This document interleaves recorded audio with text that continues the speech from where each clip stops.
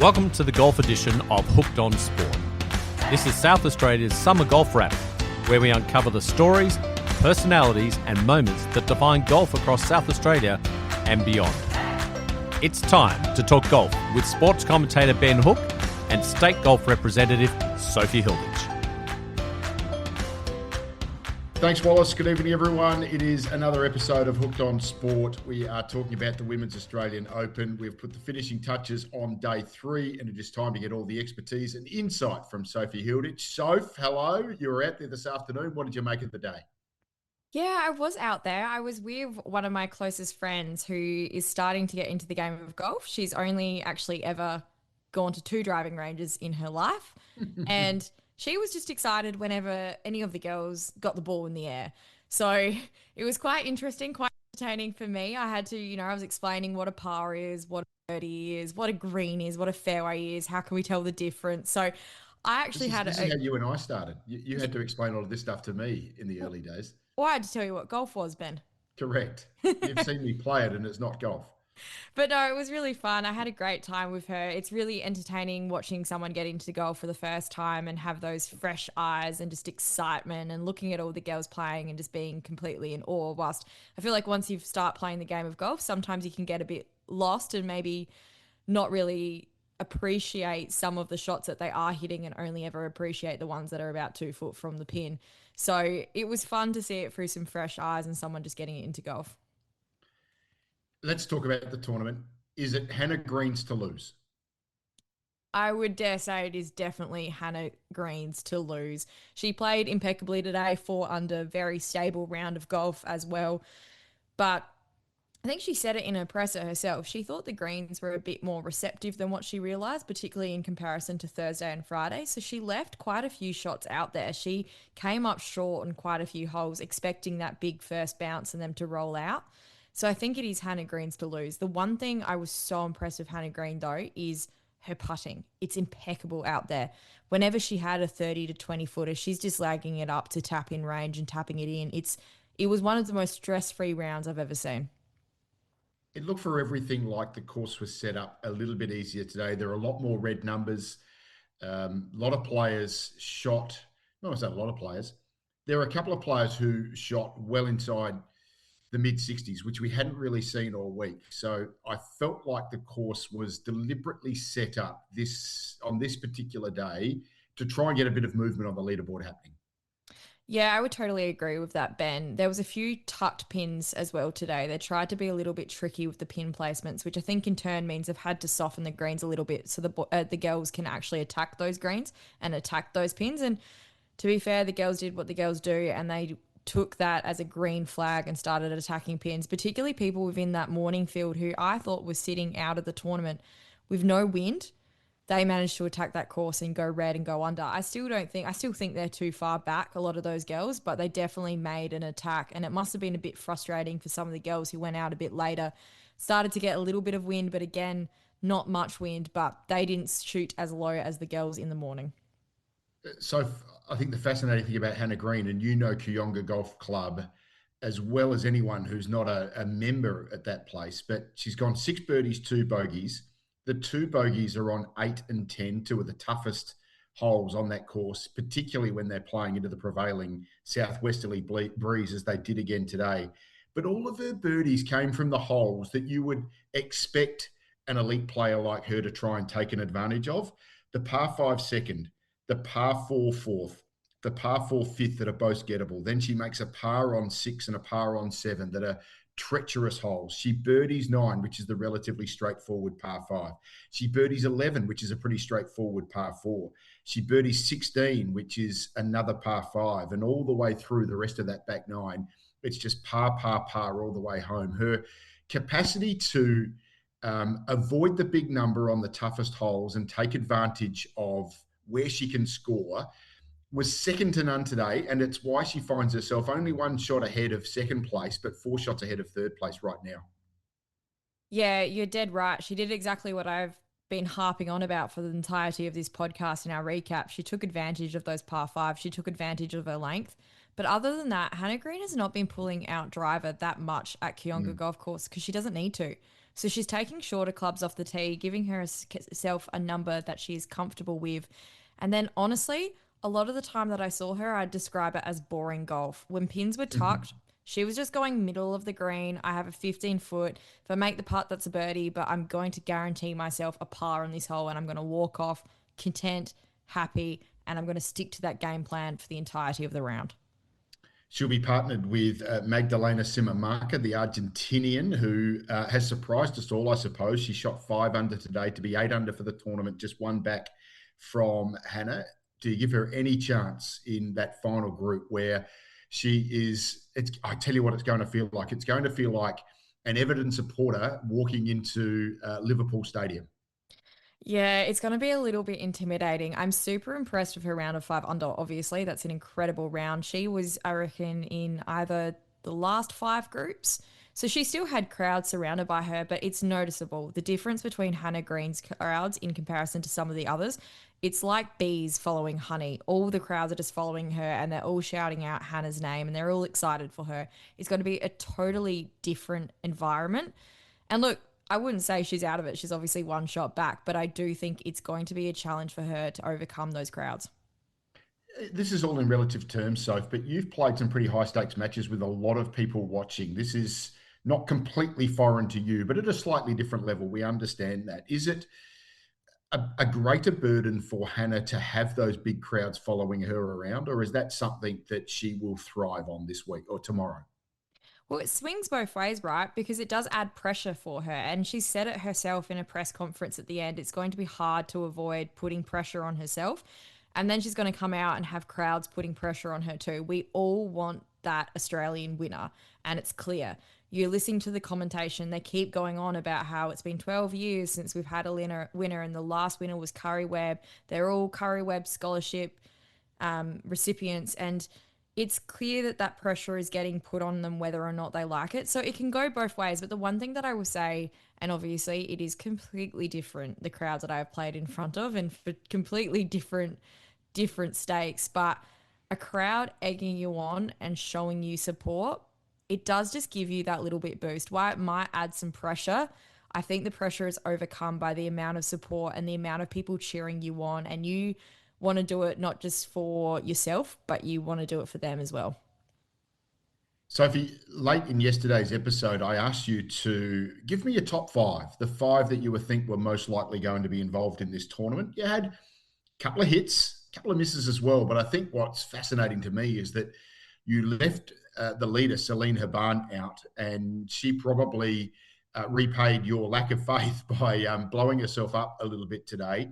You had Hannah Green, I beg your pardon, not Hannah. Hannah Green, Agat Lene, Kelsey Bennett, Minjee Lee, who shot 77, and you had a disappointing day, and Darcy Harry. So Green and Lene are still very much in this tournament. What if I asked you to come up with another top 5 at the end of round 3? Who would you take out of Green, Lene, Bennett, Lee, Harry, and who would you put in?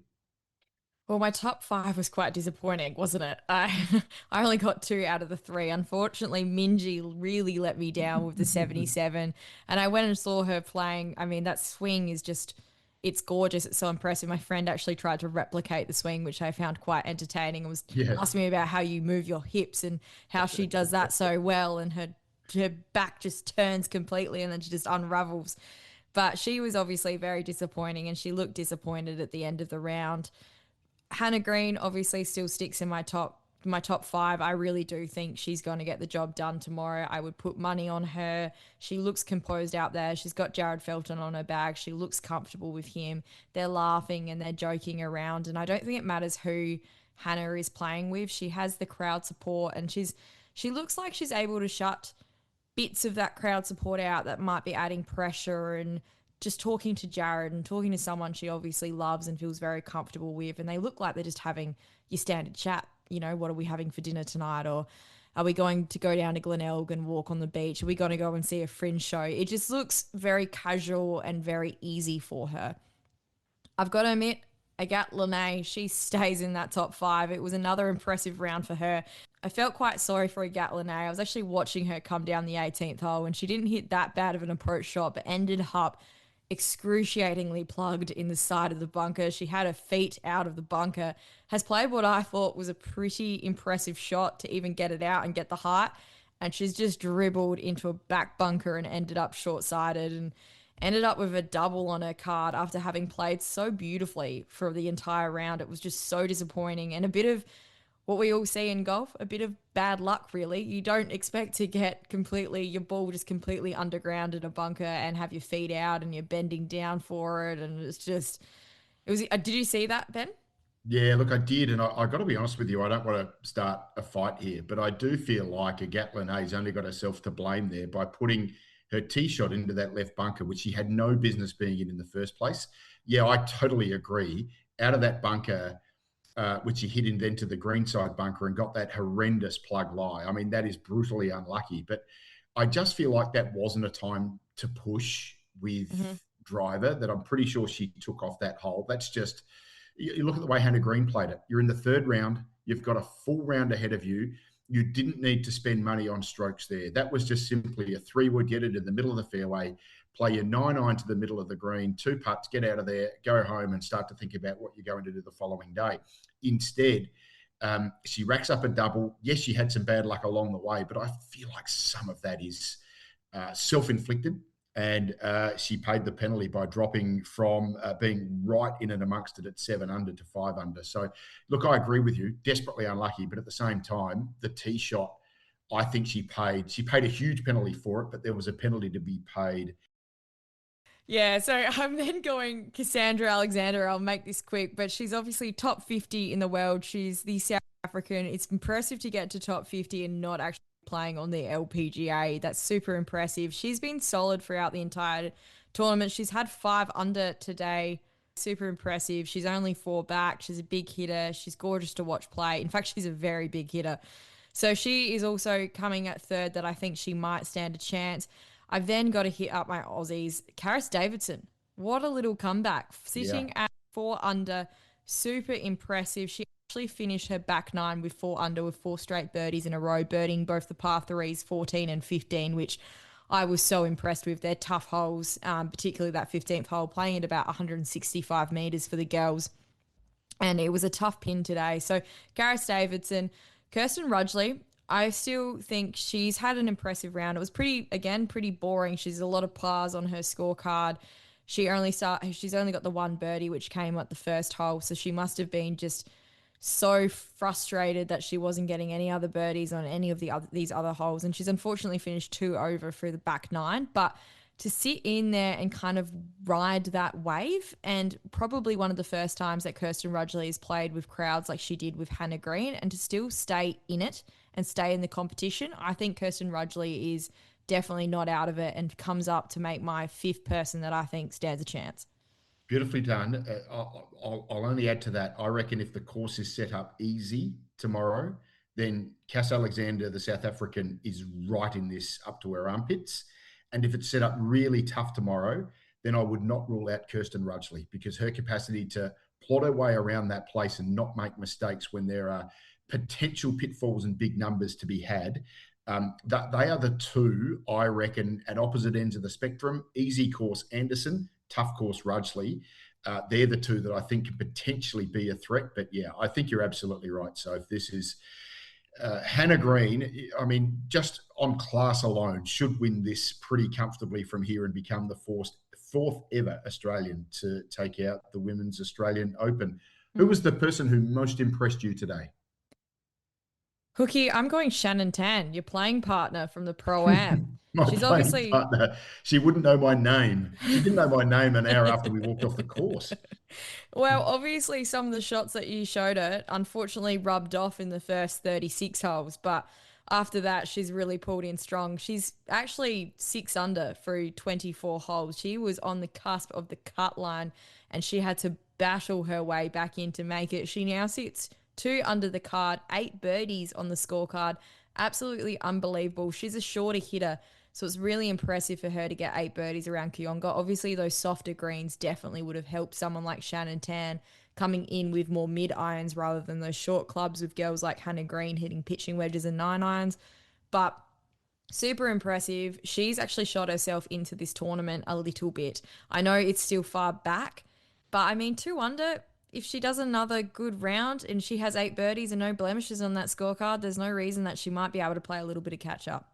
Yeah, well done, Soph. Special mention to Jana Melikova, the Czech, who shot 65 today, the low round of the day, 7 under. She added a double bogey on 8 Oofed. in amongst all of that. An eagle on 2, another 1, 2, 3, 4, 5, 8 birdies, shot 30 on the back 9. So got herself into contention today. She's going to be a fascinating watch from here. Hey, the Crows have just won by 14 points at the MCG against Collingwood, Soph, as we go to our ear. So that's always positive to see. Great win for the Adelaide Crows. That's your who impressed you the most? Who was your biggest disappointment? Oh, my biggest disappointment was Kelsey Bennett. I really had bigger hopes for her this tournament. She was in fine form, obviously coming in, and I said it. I said it last night on the pod. I was just a bit concerned about her. Her numbers were incorrect. She was overshooting greens, coming up short, and having to rely far too much on her short game, which is impeccable, but you cannot keep that up around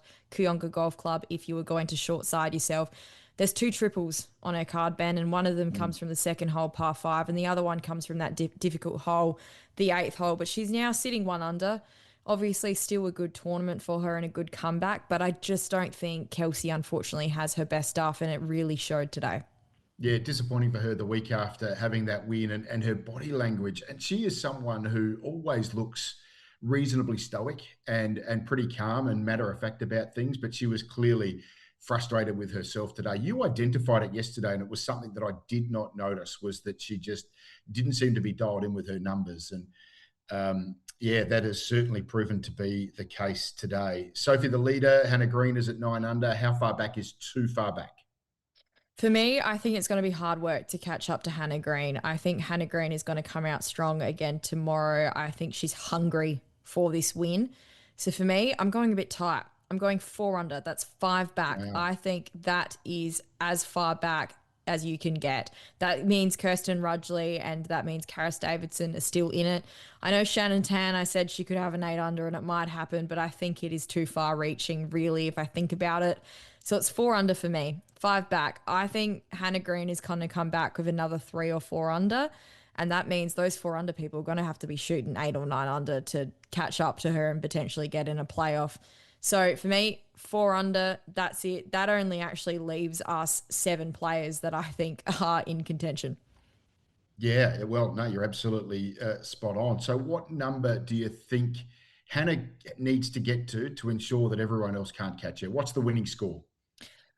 Look, I said it yesterday and I called it before the rounds had even finished. I thought it was going to be at about 12 under, which means she's shooting 3 under tomorrow. I'm going to go up a little bit higher. I think 13 under gets the job done.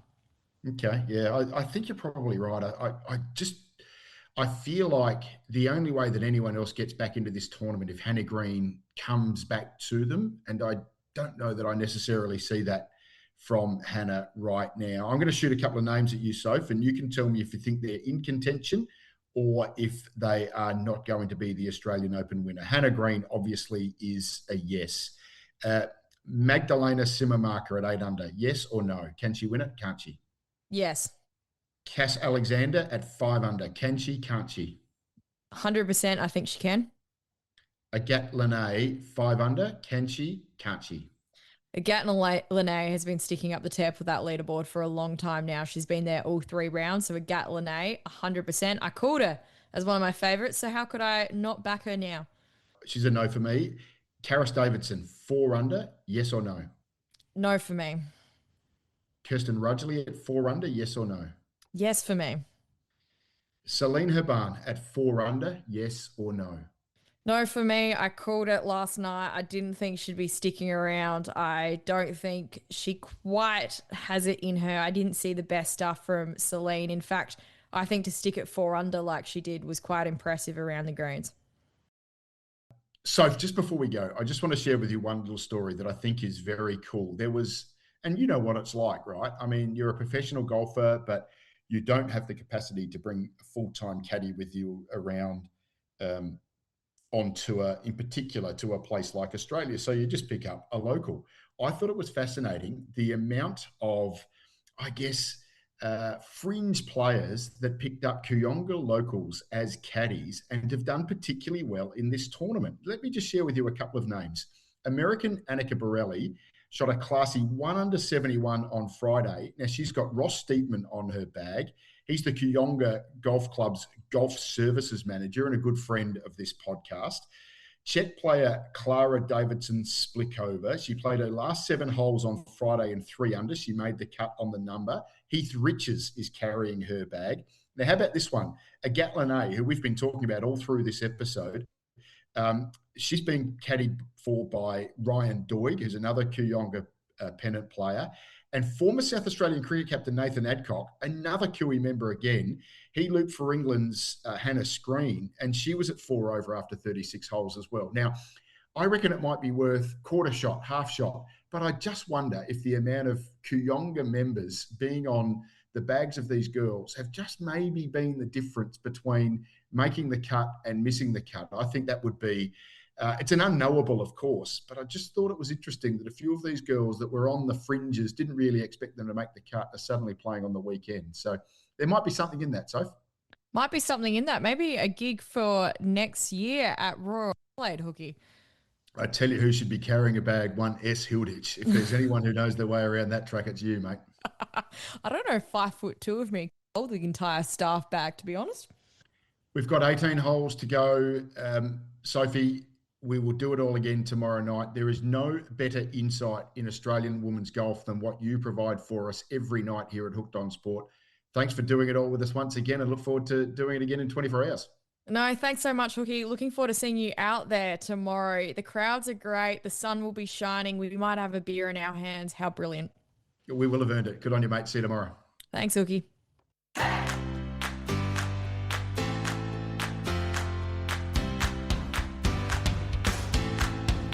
With the last putt sunk, that's a wrap on this golf edition of Hooked on Sport. Thanks for listening. Help us meet more golfers just like you by following us and leaving a review. We look forward to your company on the next golf edition of Hooked on Sport.